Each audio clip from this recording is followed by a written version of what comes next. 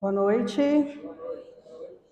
Sejam todos bem-vindos. Não, vamos dar uma boa noite mais animada, hein? Perto de festa de quadrilha, boa noite. Aí sim, hein? Gostei de ver. Para quem não me conhece, meu nome é Poliana, eu sou trabalhadora da casa. É um prazer imenso estar aqui com vocês, gratidão imensa poder ter esses 40 minutos aqui de conversa fraterna com vocês. E antes da gente começar a palestra, eu queria dar 2 recadinhos bem importantes. Primeiro, que dia 15 chegou a nossa tão esperada festa junina, que é maravilhosa. Então, para quem ainda não adquiriu o seu convite, comprem aqui na livraria, após o encerramento dessa nossa conversa, venham nos prestigiar. A festa realmente é um momento de confraternização, tanto da nossa parte como trabalhadores, como vocês que são frequentadores. É uma chance de se aproximarem um pouco mais, porque durante a semana acaba que todo mundo vê esse bando de gente correndo para lá e para cá de jaleco. Muitos conhecem a gente por nome, outros nem tanto. Então é um momento realmente para a gente poder estreitar um pouco esses laços. E é importante dizer que vocês fazem parte da egrégora dessa casa. Então isso é muito bom, é uma festa que realmente nos aproxima um dos outros. Então, sábado a partir das 16 horas, com encerramento às 22, uma festa super bacana, nós temos as barracas com as comidas típicas, tem correr elegante, tem apresentação de uma quadrilha profissional, música, enfim, é uma festa. É uma festa e seria muito bom recebê-los aqui na nossa casa, nesse momento de festa, de alegria, né? E o outro segundo recado muito importante também são sobre as nossas cestas básicas. Essa é uma das nossas atividades aqui na casa, dentre outras, que são umas famílias que estão sendo assistidas por nós com as cestas básicas. Quem já ajuda, ótimo. Quem puder ajudar, toda ajuda é bem-vinda. Se quiserem doar cestas, a gente recebe sem nenhum problema. Se quiserem fazer um Pix no valor de cestas básicas, a gente recebe isso também. Isso pode ser feito tanto na livraria como aqui na secretaria com a Ivonete, ou pelo nosso Instagram, lá tem todo o passo a passo para que essas doações sejam feitas. E espero de verdade, e acredito que vou encontrar com muitos de vocês aqui no sábado, para essa festa, né, que é um momento realmente de confraternização, é uma festa que é muito importante para nós, é uma das nossas maiores rendas, aonde nos viabiliza trazer muitos trabalhos de assistência que aqui são prestados. Dito isso, agora vamos para o nosso tratamento, para essa palestra da noite de hoje. Vou pedir para que vocês se assentem de maneira mais confortável às cadeiras, fechando os olhos, se desconectando um pouco da rotina do dia, se conectando com a espiritualidade maior que aqui já se faz presente. Que o nosso Mestre Jesus possa estar aqui conosco. Esse Pai de infinita bondade, Senhor Jesus, ser conosco hoje e sempre. Nos abençoa, nos guia, seja a candeia que ilumina o nosso caminho de evolução. Traga todo o leletivo para todas as nossas dores, para os nossos conflitos, para as dúvidas e medos. E que nós possamos nos fazer valer da nossa compreensão como espíritos imortais que somos, na erradicidade da Terra, no aproveitamento dessa existência. E é com muito respeito ao nosso mestre, ao patrono dessa casa, Ramatiz, a espiritualidade bondosa e amiga que aqui já se faz presente, ao mentor individual de cada um de vocês, que eu peço licença para dar por iniciados os tratamentos e os estudos dessa noite. E que assim seja.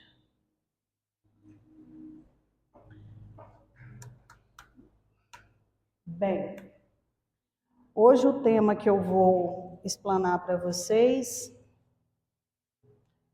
ainda dando continuidade no estudo do livro Pão Nosso, má vontade. Isso está contido no capítulo 67, Psicografia de Chico através de Emmanuel. Má vontade. Eu busquei no dicionário, mesmo tendo uma certa compreensão do que se diz, quando você fala de má vontade. Agora a gente vai tentar entender o que Paulo quis nos dizer com esses capítulos extraídos nesse livro. E ele começa dizendo: não vos comuniqueis com as obras infrutuosas das trevas. Isso está contido em Efésios, capítulo 5, versículo 11. Não vos comuniqueis com as obras infrutuosas das trevas. Não nos comunicamos com essas obras que não são boas e que nem sempre vêm para nos auxiliar. A má vontade, de um modo geral, quando a gente fala de má, se denota mal, ruim, falta de interesse, não compreensão. Ela denota tudo que seja negativo. Quando você fala má ou mal, você está dando a entender que é algo ruim. E a vontade, essa é de cada um. Você pode ter vontade de não ser mal, de não ser ruim, de não ser impaciente, de não ser intolerante. E olha que eu estou trazendo exemplos bem simples, que é do cotidiano. Porque o Evangelho do Cristo, ele é vivido à luz do dia. Ele é aplicado nas nossas atividades diurnas. Todos os dias a gente vive o Evangelho. Todos os dias. Quando a gente acorda, a gente tem uma chance que única para aquele dia, para aquela existência daquele dia, de escolher quem somos, o que fazemos, como fazemos, de que formas que queremos fazer, se queremos fazer. Se fala tanto no livre-arbítrio, não é verdade? E isso se implica até mesmo naquilo que é ruim. Porque se é dada a todos nós a oportunidade de evolução, mesmo que é ruim, de alguma forma nos serve para que nós possamos fazer a nossa reforma íntima. Tarefinha difícil. É muito complicado todos os dias você ter que levantar e lutar contra algo que às vezes é mais forte do que o bom senso, do que tudo aquilo que o Mestre Jesus nos deixou. E tudo aquilo que o Mestre Jesus nos deixou se resume numa palavrinha desse tamanhozinho aqui, ó. Amor. Ele não fazia nada com má vontade, ou por má vontade. Ele só fazia por amor. Má vontade tinham aqueles que o perseguiam, aqueles que o desacreditavam, que não acreditavam nele, porque eles se faziam valer da má vontade.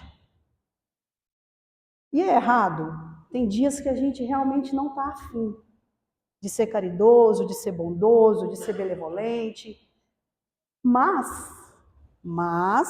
vale ressaltar que nós temos a escolha de fazer diferente. Somos perfeitos? Não. E eu já falei isso aqui inúmeras vezes e vou falar quantas vezes eu ainda consegui e me coloco em primeiro lugar diante das minhas próprias imperfeições. A reforma íntima, ela é diária e é perene. É um caminho árduo, mas é aonde nos leva a não fazer essas comunicações com essas obras das trevas. Treva remete à escuridão, ao obscuro, a algo negro, né, sombrio, pesado. E nós temos isso dentro da gente também. Nós não somos luz 24 horas. Não dá para ser. Seria até uma hipocrisia se a gente falasse que sim. A única pessoa que as literaturas nos trazem e que a gente tem uma filosofia e um conhecimento de que foi uma pessoa centrada, um ser de luz, um avatar, foi nosso irmão Jesus Cristo. E olha que eu não estou nem falando de Deus, que é o Criador de tudo e de todas as coisas. É a inteligência suprema. E quem disse isso não fui eu, hein? Foi Kardec. Má vontade gera sombra. A sombra favorece a estagnação. Esse capítulo ele é bem curto e ele é bem sucinto, nos trazendo para esse autoconhecimento.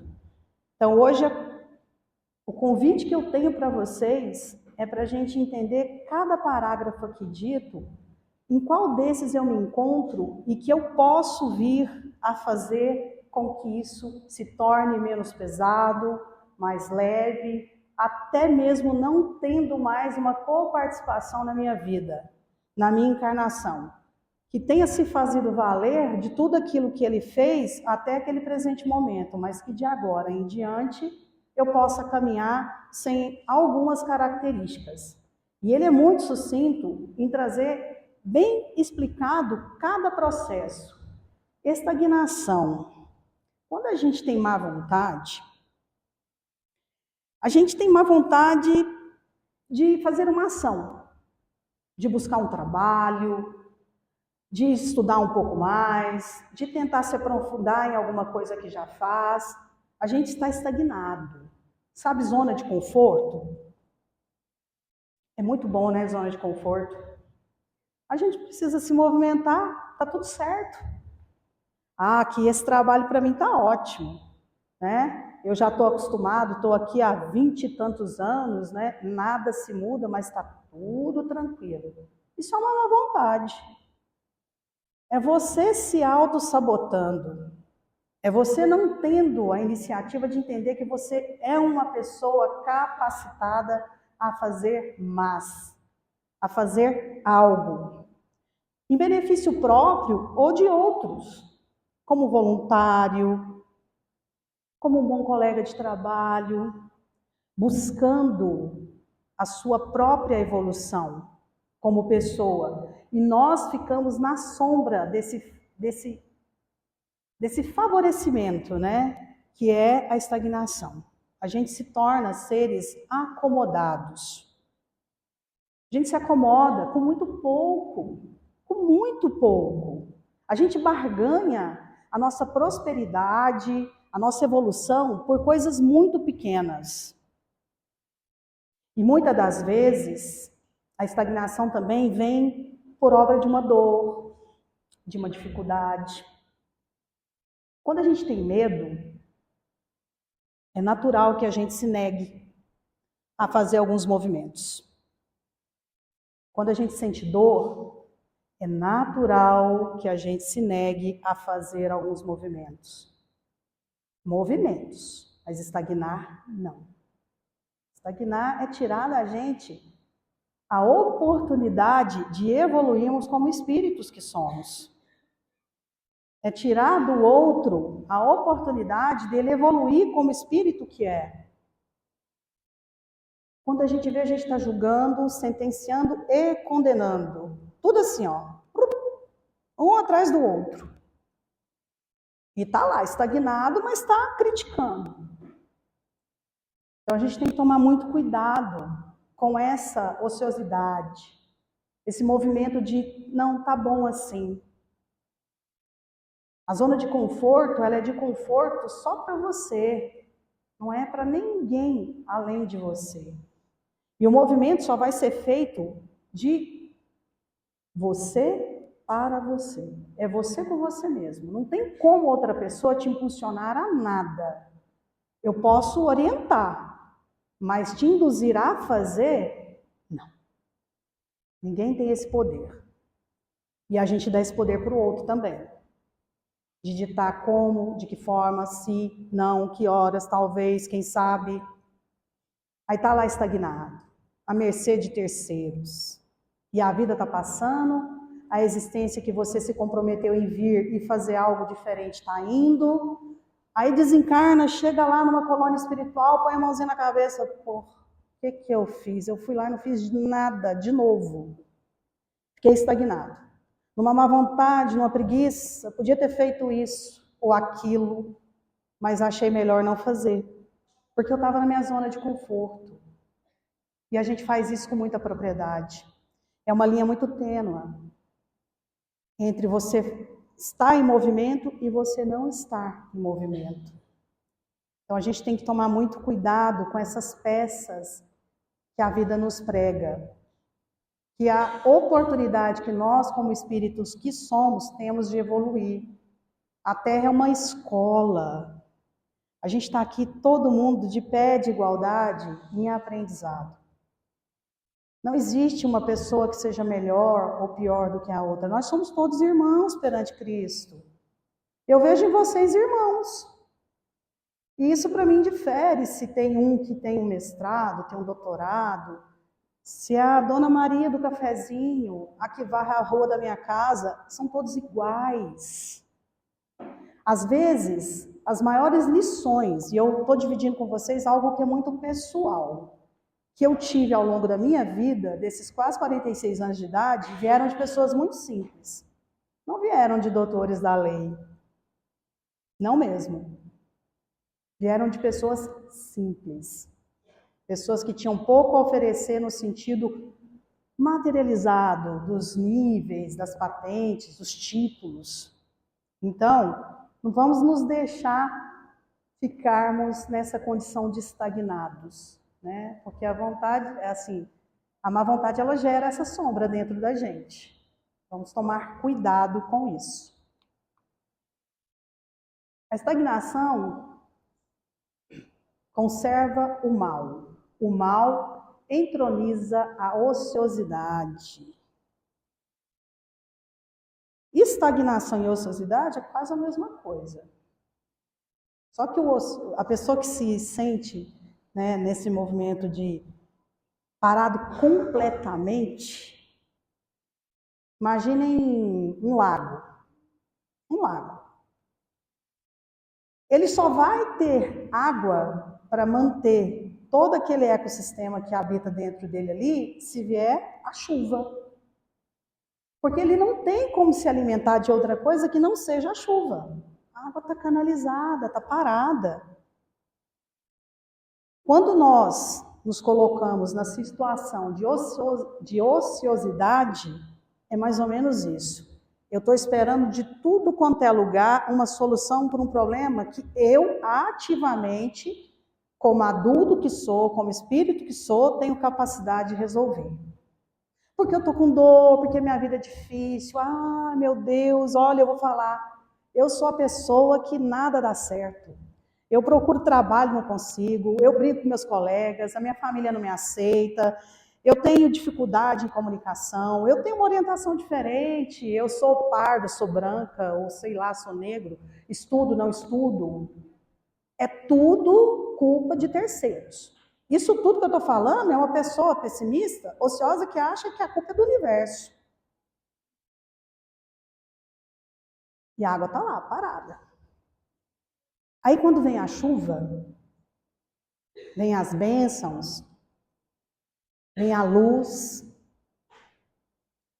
vem a caridade, vem o acolhimento, o afeto, e enche esse lago, ninguém reconhece. A gente esquece. A gente simplesmente esquece. A gente vê aqui nos trabalhos que muitas vezes, com bastante êxito, graças a Deus, porque o trabalho não é nosso, nós somos só instrumentos desses bons espíritos que amorosamente são quem coordenam todos os trabalhos de uma casa espírita, sem exceção. Sem exceção. Os técnicos siderais, esses irmãos, eles são extremamente amorosos e vêm através da vontade de Deus, de nosso irmão Jesus Cristo nos auxiliar. Muitas vezes a gente vê pessoas que chegam aqui como esses lagos, né? estão lá estacionados, estagnados, com problemas e dores assim terríveis. E aí a gente é como se fosse essa chuva, com o pouco que a gente tem para oferecer, porque é muito pouco o que a gente oferece. Na verdade, nós somos muito mais tratados do que vocês. E acreditem, é uma bênção. Por isso que eu falo que é um prazer estar aqui com vocês.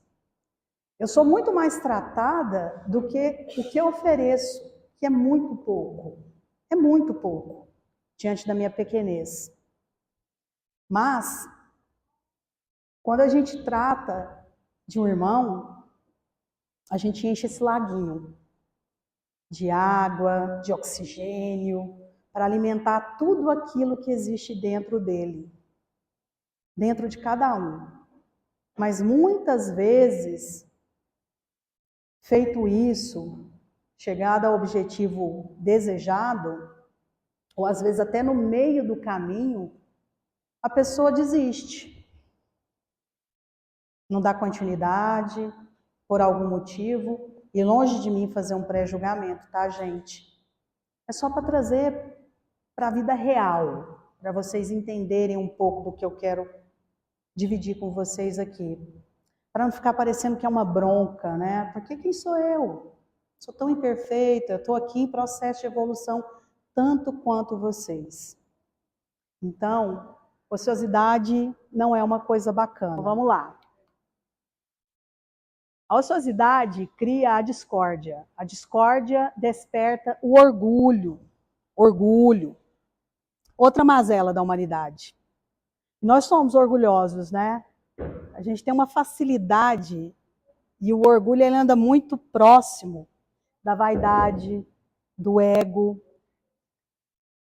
E o orgulho nada mais é que uma junção das outras pequenas coisinhas que eu trouxe antes. Porque quando você é orgulhoso, na maioria das vezes, você não ouve, você não aceita, você não internaliza nada do que é trago para você.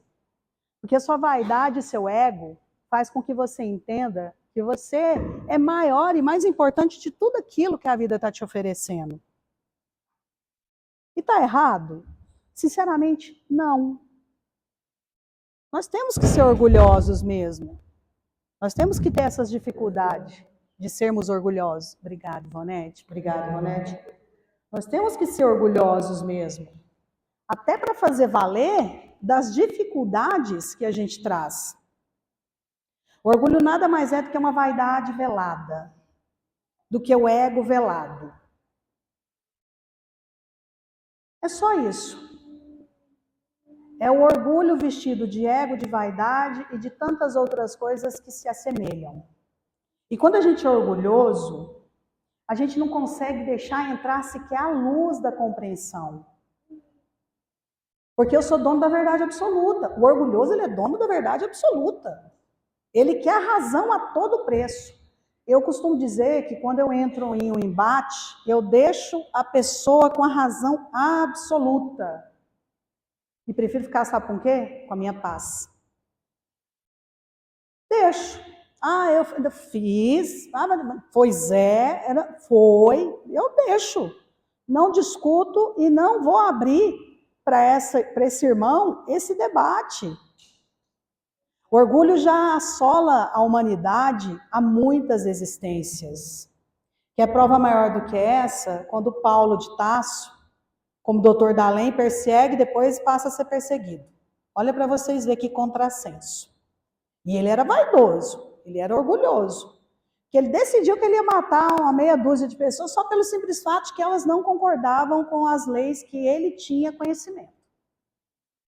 E a gente é orgulhoso. E é nos pequenos detalhes. Se a gente chega num supermercado e tem aquela fila enorme, depois de um dia de trabalho, tudo que a gente não quer é fila. A gente quer que a coisa seja rápida para a gente ir para as nossas casas. Aí você vê lá um coitado de um senhor com uma dificuldade, lá no caixa para passar suas comprinhas, a caixa tendo aquela paciência, ou não. Aí você é tomado de uma raiva e de um orgulho, do tipo, mas por que não anda logo? Se fosse eu, tinha feito mais rápido. Por que não passa rápido então, ou se não direciona para outro caixa? A gente faz isso sem perceber, meus irmãos, no trânsito, com os cônjuges, namorados, marido, esposa, amigos, colegas de trabalho. Nós somos orgulhosos. Só que o pior erro do orgulhoso é não entender que o orgulho é só dele, é de mais ninguém. O problema do orgulhoso é que ele não entende que o seu orgulho só vai ferir o seu ego e a sua vaidade. O outro só é o canal. Ele só vai te provocar, ele vai estimular que você tenha esses sentimentos, essas emoções e essas ações. Então, o orgulho nada mais é do que o ego e a vaidade de forma muito velada. Que nós não sejamos orgulhosos. Vamos ser? Vamos. Muitas vezes, quantas necessárias forem. Mas quando vier esse ímpeto do orgulho, da ociosidade, da estagnação, que a gente possa ter um estalo, sabe, uma chavinha que convida a gente para o mundo real, para quem somos de verdade. Não somos perfeitos. Portanto, não temos o direito de sermos qualquer coisa que não nos capacita a nos fazer valer da nossa evolução. Tarefinha é evolução. De casa, reforma íntima. Reforma íntima. A reforma íntima é você com você mesmo. Se coloca diante de um espelho. Se põe diante de um espelho e olha para você fixamente na sua imagem e pergunta: o que eu faria se fosse eu em situação tal? Será que eu gostaria que fizessem comigo o que me fizeram? Ou outro exercício muito bom é a hora que você vê alguém lá descontrolado na sua frente, o dono da verdade absoluta, o dono da razão, e você olhar para esse irmão e falar: meu Deus, está descompensado, então eu vou me calar. O silêncio é um exercício maravilhoso, edifica a nossa alma, traz conhecimento e serenidade. Se nós soubéssemos ouvir mais e falar menos, não tínhamos tantas guerras, não tínhamos tantos problemas como a humanidade, de um modo geral, tem atravessado. Por ego, por orgulho, por vaidade, por ociosidade, por estagnação, por tantas outras coisas. Aí a gente vê guerras intermináveis, como a gente tem acompanhado muito de perto, tragédias horrorosas, né, acontecendo. Pessoas que hoje não têm mais apreço pela vida do outro, a vida se tornou algo banal, uma violência sem precedente.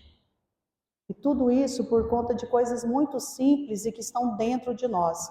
Nós temos sombra e luz. A questão é, quem eu quero alimentar? A sombra ou a luz que existe dentro de mim? A felicidade depende das qualidades próprias do indivíduo e não do estado material do meio em que se acha. Kardec. Tudo está relacionado ao mundo material. O mundo aqui fora é muito barulhento. Ele nos proporciona muitos barulhos. São cobranças exacerbadas, são dificuldades imensas. O mundo é barulhento. Por isso, do silêncio. O silêncio faz a gente se conectar com a nossa consciência, com a espiritualidade maior, com a centelha divina que habita dentro de nós. É a única hora que a gente consegue ouvir a nossa querida alma, é no silêncio. Você não vai conseguir se ouvir se você estiver de forma truculenta ou fazendo algum daqueles outros passos que eu já citei aqui atrás. Uma pessoa ociosa vai conseguir se ouvir? Não. Estagnada? Não. Orgulhosa? Não vai se ouvir. O segredo é a gente abrir mão de todas as nossas dificuldades e tentar se conectar com a gente, conosco, nos ouvir. Ouvir o que o nosso coração está falando, o que a nossa consciência divina, a nossa espiritualidade está nos falando. É o chamado déjà vu, é o chamado, eu tive uma impressão. Nossa, eu não sei, eu acordei hoje, mas eu estou numa impressão que eu não devo sair. Se nós estamos falando de experiências de outras vidas, é natural que nós tenhamos insights sobre isso. Então vamos nos ouvir mais, vamos ouvir o nosso coração, vamos ouvir a nossa querida alma, porque o meio material aonde nós vivemos é que determina o indivíduo como pessoa. O mundo é muito barulhento. O mundo é muito barulhento. O planeta está num processo muito denso de renovação, de transição. Não sei se vocês têm sentido que cada dia que passa parece que a gente está mais cansado, mais carregado, mais denso. É um processo que a Terra está passando. E detalhe, isso foi anunciado não por mim, coitadinha de mim, né? Queria eu ter tido a sabedoria. Está escrito há mais de 2000 anos. Foi deixado isso em pergaminhos, manuscritos, Torá, Evangelho Novo, Velho, segundo o Espiritismo, os livros, as obras literárias espíritas, né, que são psicografadas por esses irmãos, já vinham nos anunciando que tudo isso ia acontecer. Mas e aí a gente faz o quê? Estagna, ocioso, orgulhoso, e tá tudo certo. Mas a gente quer que o negócio aconteça. E a nossa parte? O que a gente está fazendo para mudar isso? Que seja um pouquinho. Se hoje a gente sair daqui com a intenção de que a gente pode ser um grãozinho de areia numa imensidão de deserto, mas que a gente compõe esse deserto de alguma forma, a gente já consegue se olhar no espelho e achar onde é que nós precisamos fazer as nossas buscas e as nossas melhoras. O orgulho acorda a vaidade. A vaidade atiça a paixão inferior. Que é isso, né? Essas paixões que acabam nos deixando perdidos, né? A paixão inferior provoca a indisciplina. A indisciplina mantém a dureza de coração. Nos tornamos pessoas mais duras, né? Menos capazes de compreender as dores dos irmãos e até mesmo as nossas próprias dores, diante das dificuldades e da nossa falta de compreensão. A dureza de coração impõe a cegueira espiritual. Essa, para mim, é sem sombra de dúvida a mais grave. Cegueira espiritual. É quando a gente não consegue realmente enxergar quem somos. Se fazer valer das nossas qualidades e defeitos. Ter a coragem de pedir desculpa, de falar que errou, de entender que precisa de ajuda, de pedir ajuda, pedir um abraço. Ó, meu amiguinho do abraço, tem um aqui que adora ser abraçado. De pedir um abraço. A gente se torna incapaz, porque nós estamos cegos diante de tudo. Diante desse mundo barulhento, diante das dificuldades, dessa vida truculenta, das coisas que acontecem. Mas, gente, é só tirar o tapume. É só tirar isso aqui da frente e entender que está tudo certo, o processo é esse, é intransferível e não é. Ele é individual e é perene, não tem como a gente mudar a rota da existência. Desde que o mundo é mundo, existem esses processos. Jesus já nos disse, ele deixou isso escrito, ele viveu isso como pessoa, teve encarnado aqui na Terra, durante 33 anos ele fez tudo para nos mostrar que o caminho não ia ser fácil e que as coisas poderiam ser mudadas a partir do princípio que a gente entendesse que tudo que a gente busca está dentro da gente. Parece fácil falar, mas eu sei que não é, gente, eu sei, porque eu também busco todos os dias não me fazer valer de uma cegueira espiritual. E a gente faz isso com tanta propriedade. Então vamos tirar esse tapume e tentar entender que nós conseguimos enxergar tudo aquilo que não nos faz capacitados para a nossa melhoria. A cegueira espiritual conduz ao abismo. Abismo esse que nos faz incapazes de compreender tudo que nós temos como potencial, de sermos seres mais bondosos, amorosos, caridosos, de vivermos a nossa existência de uma maneira mais leve. Porque a vida só é pesada porque a gente dá esse peso a ela e essa conotação. Tudo que acontece nas nossas vidas, a responsabilidade é unicamente nossa, não é de ninguém. Não tem como a gente terceirizar ou pôr a culpa em outra pessoa. Nós somos responsáveis por nós mesmos e somos herdeiros de nós mesmos, de tudo que a gente faz. Então não adianta a gente ficar assim, ah, não, mas eu fiz isso porque o fulano me irritou. Ah, o fulano te irritou, mas você ficou irritado com a irritação que é dele, não é sua. Então você não precisa ser uma pessoa ociosa, estagnado, egoísta, orgulhoso, porque você tem consciência de que isso não é legal. E se eu tenho consciência, eu posso mudar. Eu posso mudar a rota. Eu não mudo o destino, porque está traçado. E foi a escolha de cada um de vocês no processo reencarnatório, assim como eu. Mas a rota eu posso mudar. O caminho que eu vou fazer, o meu processo de aprendizado, de desenvolvimento espiritual, e como eu vou fazer, eu posso escolher. O destino não. Mas como chegar nele, eu posso. Não podemos escolher como chegamos neste mundo, mas Deus deu a liberdade de escolher como vivermos nele. E é exatamente isso. O destino está traçado, mas o caminho a gente pode mudar. Como a gente vai chegar onde a gente quer, de que forma a gente quer, sem medo. Não quer dizer que tudo que a gente viveu até agora nos invalida de sermos felizes. A felicidade nada mais é do que momentos, do que oportunidade. Às vezes Deus está te dando uma oportunidade e você está lá, ó, engessado, né? Com medo de tudo que a vida te ofereceu até agora. Mas não é possível que todos nós aqui dentro desse salão só tenhamos vivido coisas ruins. E as coisas boas? E as lembranças boas? E os momentos bons? A gente desvalida tudo isso por conta de uma dor, às vezes. Isso é injusto conosco e com aqueles que nos cercam. Ser feliz é um estado de espírito. Felicidade não está em coisas materiais ou em outras coisas que a gente associa. É um estado de espírito. Eu posso escolher estar feliz com o que eu tenho, como eu sou e como eu posso. E está tudo certo.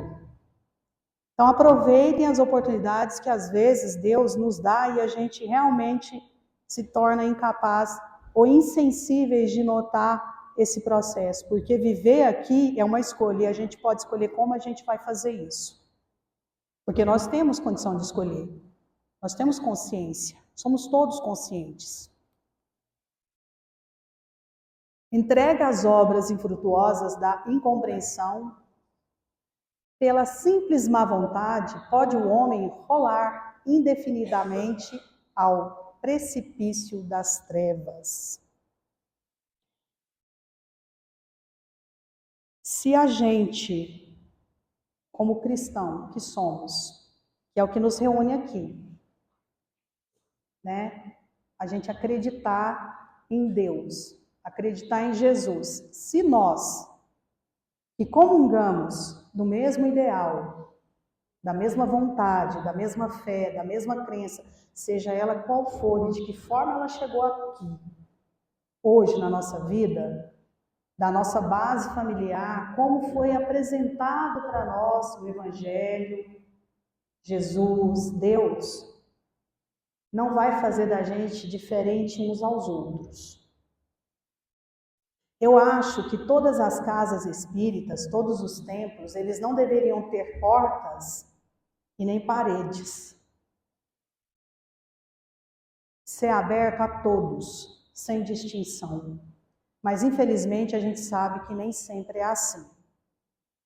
Eu tenho a felicidade de trabalhar numa casa onde o nosso patrono é um espírito universalista. Então aqui a gente não faz distinção a nada, a ninguém.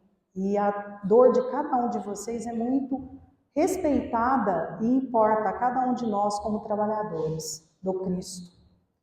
Porque nós só somos o pequeno instrumento de toda essa dimensão de trabalho que aos nossos olhos materializados, esse olho que a gente é incapaz de ver. Eu vejo Jesus em cada um de vocês. Nós somos centelha, nós somos a imagem e a semelhança do Pai. Não precisamos ser os mais intelectuais, aqueles que têm um conhecimento absoluto sobre a doutrina ou sobre os ensinamentos de Jesus, mas precisamos nos aceitar como pessoas que somos, com as nossas dificuldades, para que não possamos nos derrocar nesses precipícios das trevas, porque a treva é a escuridão, é a incompreensão, é a falta de conexão, a falta de busca, né? De busca interior. Então, hoje o que eu tinha para trazer para vocês, e eu espero que vocês tenham conseguido eternizar aqui, cada parágrafo exposto, é que a gente possa fazer essa reforma íntima mesmo, que a gente possa buscar dentro de nós cada situação aqui colocada de uma forma muito leve, tentando nos fazer valer das melhorias que a gente precisa e que a gente pode alcançar. Não existe um pré-requisito para que a gente possa evoluir. Aliás, existe uma tarefa, que é a gente buscar. E a busca depende de cada um de vocês e é individual. Ninguém vai poder fazer isso por vocês, a não ser vocês mesmos. Para que a gente não se veja diante da ociosidade, do orgulho, da estagnação, da cegueira espiritual, que, como eu disse, para mim é uma das piores. É se fazer cego diante de tudo isso que Jesus nos deixou, que se resume numa palavrinha tão pequena que é o amor. Todo mundo é capaz de amar. Que seja pouco ou muito, a gente é capaz de amar. E se a gente se amar, já é um grande passo para essa evolução e para esse exercício.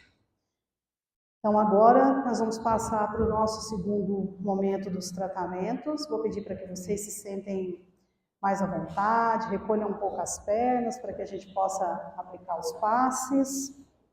Os nossos irmãos já estão se colocando disponíveis para essa aplicação. Vou colocar uma musiquinha aqui para a gente fazer o nosso tratamento, entrar em conexão com a espiritualidade maior,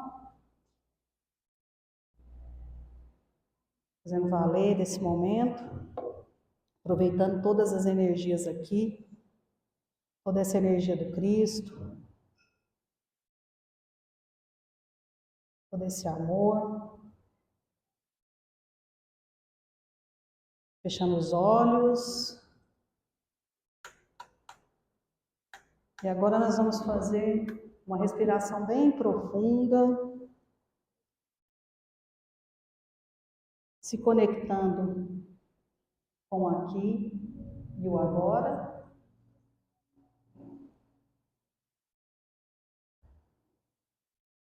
Imaginem o irmão do seu lado e tentem se conectar com esse irmão,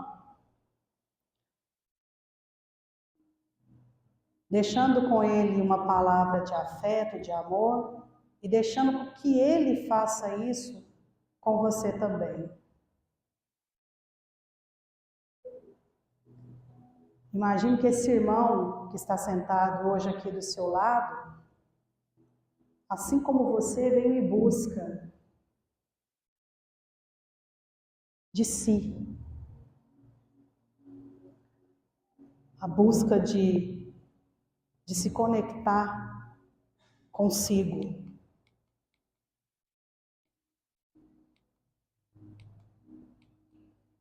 A busca amorosa do nosso Mestre Jesus.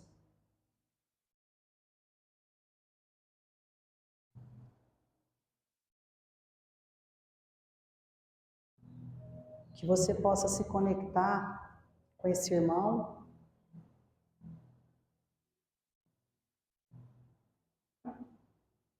e deixando que o outro irmão também se conecte a você.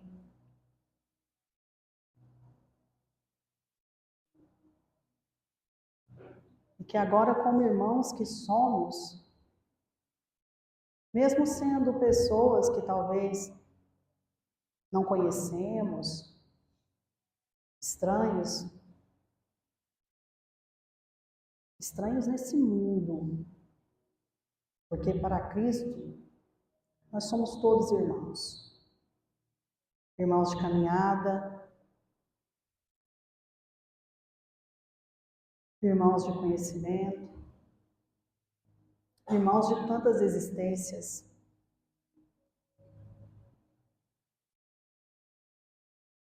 Deus Pai, que sois todo poder e bondade, dai força àquele que procura a verdade e esperança para aqueles que sofrem. Derrama sobre nós a sua compreensão e seu amor.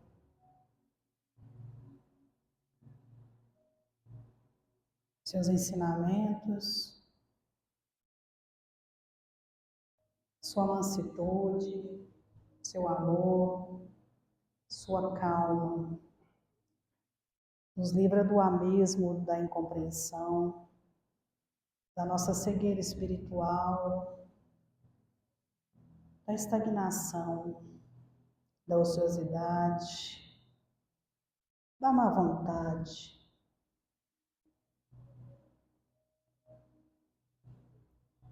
Nos guia pelo caminho de luz, de compreensão, de serenidade.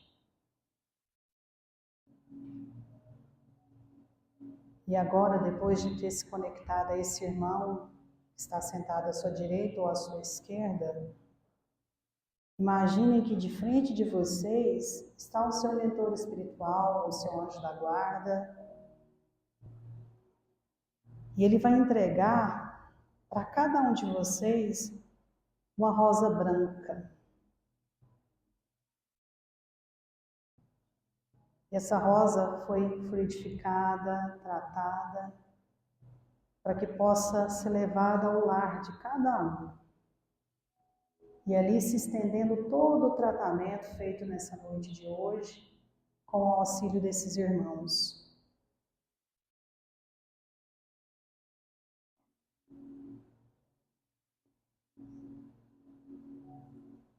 Esse tratamento de cura, de busca de si, de evolução, que é dada a nós a oportunidade, Senhor, todos os dias de evoluir, mesmo diante das nossas dificuldades, da nossa pouca compreensão.